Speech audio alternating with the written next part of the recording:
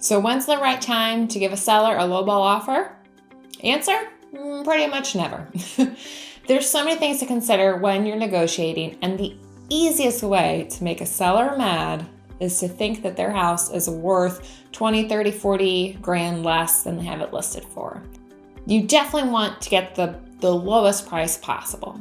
But if you're putting an offer, theoretically, you want to actually get the house and you want to have a smooth transaction throughout the process, right? So don't make the sellers mad.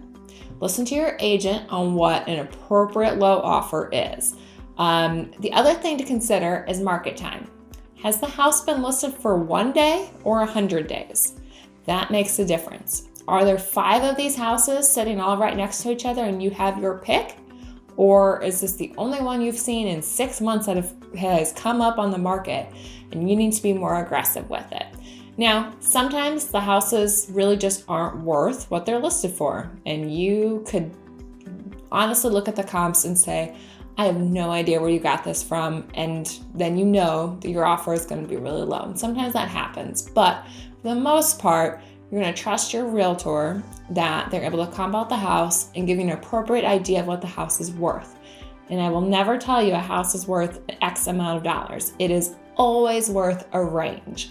It's going to be worth something different today in January than something in February and March and every other month of the year, okay? It just varies, and that's the whole thing about real estate. It's all about supply and demand and what's available at that time.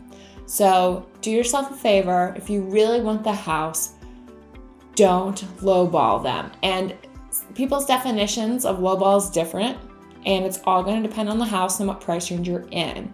But this is where I'm telling you, trust your agent. Ultimately, it's totally your choice, and your agent's going to do what you tell them to do. But trust us, we've seen enough, and it's the worst feeling when you submit an offer and the other side says, they're so offended, they're not even going to look at this. They will not even counter you.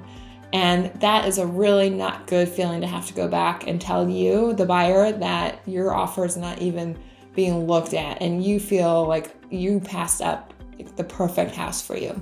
So I hope this helps you negotiate a little bit better. I'm always a fan of, getting the best price, but having a good transaction and making sure that it all goes smoothly.